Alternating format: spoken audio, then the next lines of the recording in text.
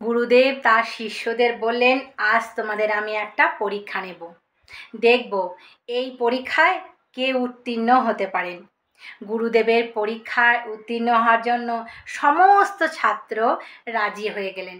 গুরুদেব সবার হাতে একটা করে ছোট্ট ছোট্ট জীবিত পাখি দিলেন এবং তাদেরকে বললেন, এই পাখিকে হত্যা সেখানেই করতে হবে যেখানে তোমাদের কেউ দেখতে পাবে না, পাখিটাকে সেখানে হত্যা করতে হবে। বললো ঠিক আছে গুরুদেব। সবাই সেই গুরুদেবের কাছ থেকে সমস্ত শিষ্য একটা করে জ্যান্ত পাখি নিয়ে চলে গেল। কেউ চলে গেল পাহাড়ের চূড়ায়, কেউ চলে গেল গুহার ভেতরে, কেউ চলে গেল জলের তলায়। পাহাড়ের উচ্চতায় উঠে সে সেখানে পাখিটাকে শেষ করলো। কেউ গুহার অন্ধকারের ভিতরে গিয়ে পাখিটাকে শেষ করলো, কেউ জলের তলায় চলে গিয়ে পাখিটাকে শেষ করলো।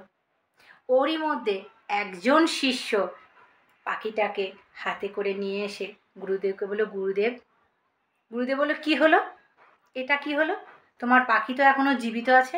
বললো, হ্যাঁ গুরুদেব, আমার পাখি এখনো জীবিত আছে।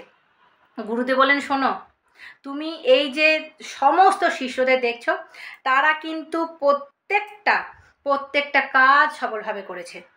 কেউ গেছে পাহাড়ের চূড়ায়, কেউ গেছে গুহার ভেতরে, কেউ গেছে জলের তলায়, কিন্তু আমি যে কাজ দিয়েছি তারা সে কাজে কিন্তু কৃতকার্য হয়েছে, তারা সে কাজে কিন্তু সফল হয়েছে। একমাত্র সফল হতে পারোনি তুমি।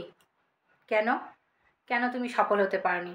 বলছে, গুরুদেব, আমি এমন কোনো স্থান পেলাম না যেখানে এই পাখিটিকে আমি হত্যা করতে পারি। তখন গুরুদেব বলল, কেন? অসফল হয়েছো, আমি যে কাজটা তোমায় দিয়েছি সে কাজে তুমি অসফল হয়েছো, স্বীকার করো। তখন সেই ছাত্র খুব স্নেহ ভরে পাখিটার মাথায় হাত বুলাতে বুলাতে বলেন, গুরুদেব, আপনি যে বলেন আমাদের সমস্ত জায়গায় ঈশ্বর বাস করে, আমাদের সঙ্গে ঈশ্বর বাস করে, আমার যে অন্তরাত্মা সে তো দেখতে পেত এই পাপ কাজ করার জন্য। এই যে ছোট্ট পাখিটা, এর মধ্যেও তো নারায়ণ বাস করে, এর মধ্যেও তো ঈশ্বর বাস করে।